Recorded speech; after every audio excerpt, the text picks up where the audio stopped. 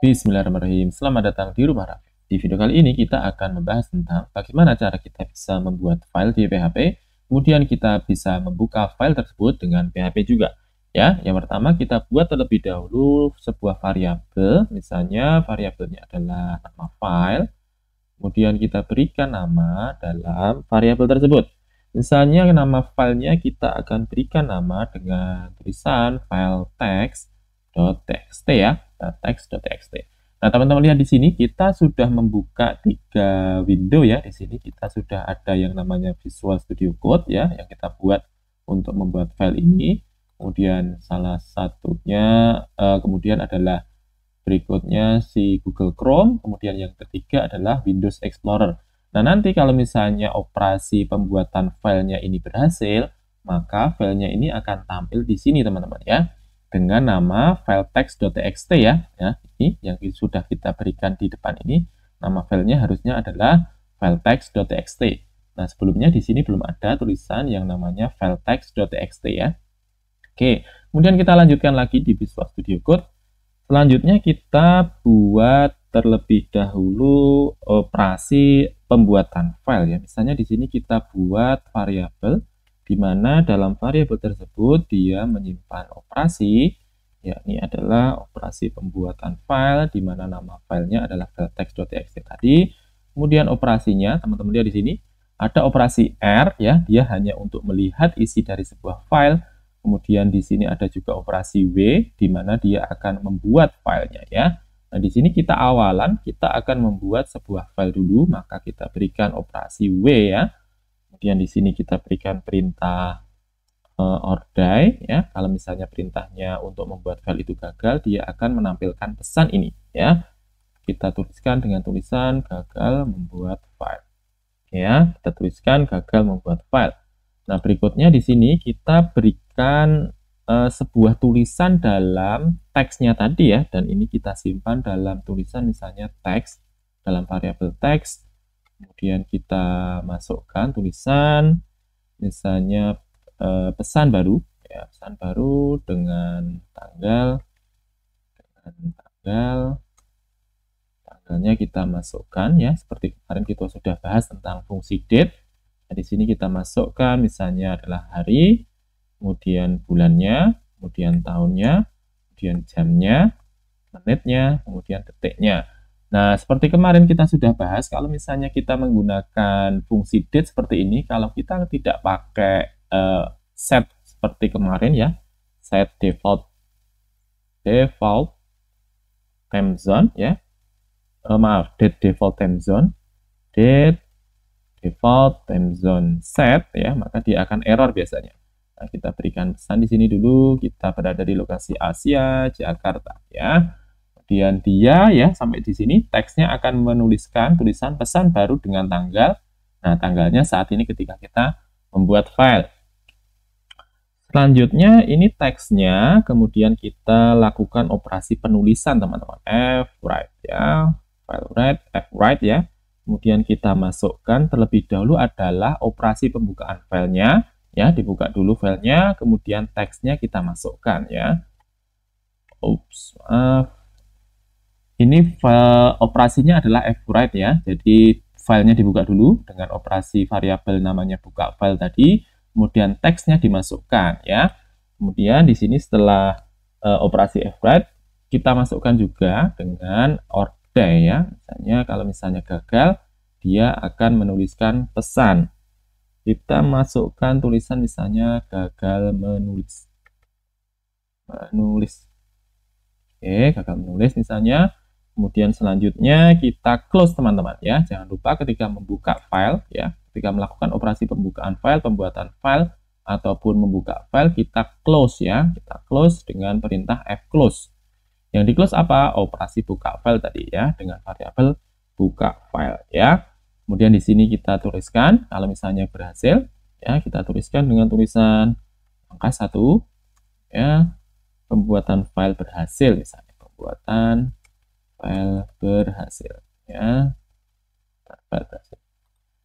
Oke, kita coba langsung di browser kita, tapi sebelumnya perlu lihat dulu di sini kita belum ada yang namanya file text.txt ya. Teman-teman lihat di sebelah kanan ini ya, belum ada sebuah file namanya file text.txt ya. Baru ada fungsi dan sebagainya sampai dengan latihan 11.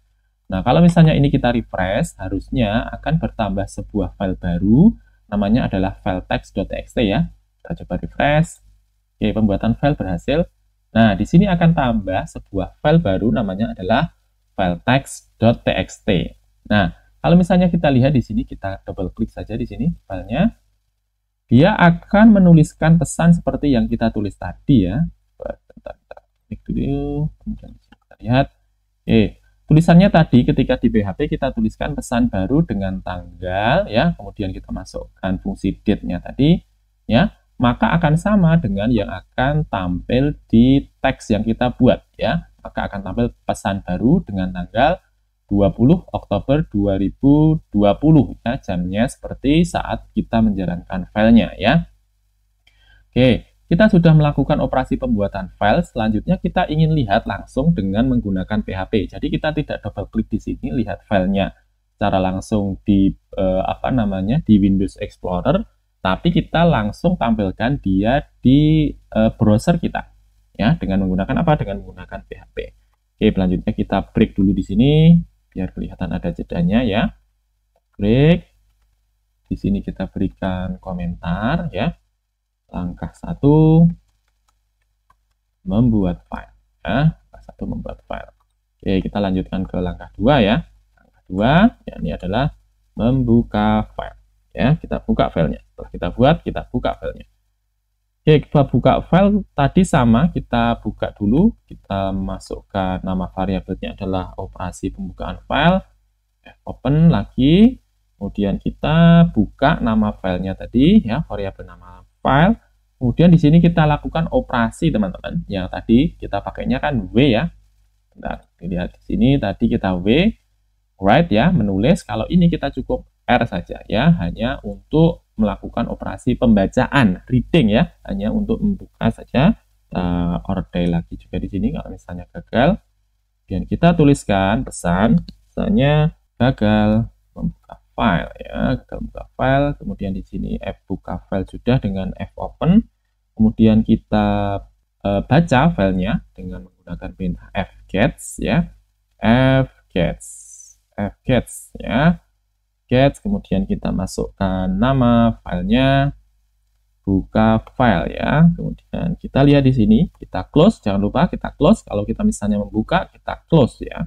Kalau tidak, nanti biasanya error nanti. Kalau misalnya ada operasi yang lain. Close sudah, kemudian yang kita close adalah variabel buka file ya. Variabel buka file. Kemudian di sini kita tuliskan misalnya adalah line-nya ya. Line-nya kita tuliskan di sini. Langkah 2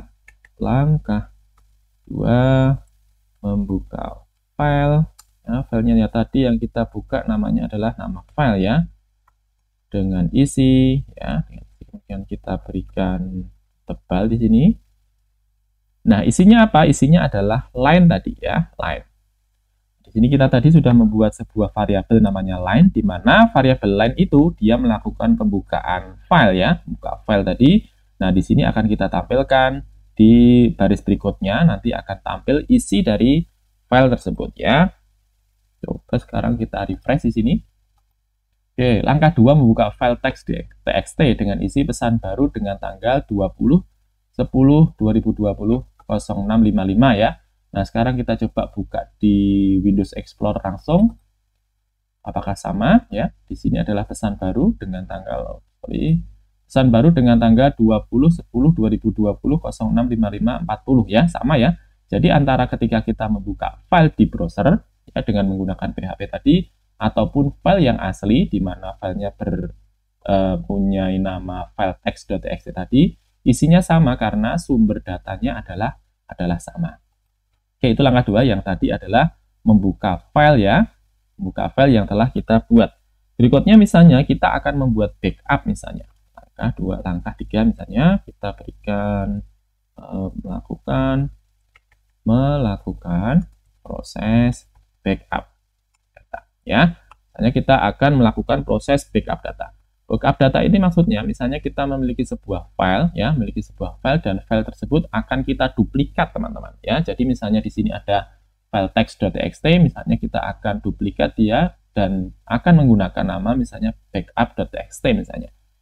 Kita lakukan gampang dengan menggunakan operasi yang namanya fungsi copy, teman-teman. Copy, kemudian kita masukkan tadi sumbernya adalah nama file, kemudian kita backup dia dengan menggunakan nama file baru, misalnya adalah backup text.txt misalnya.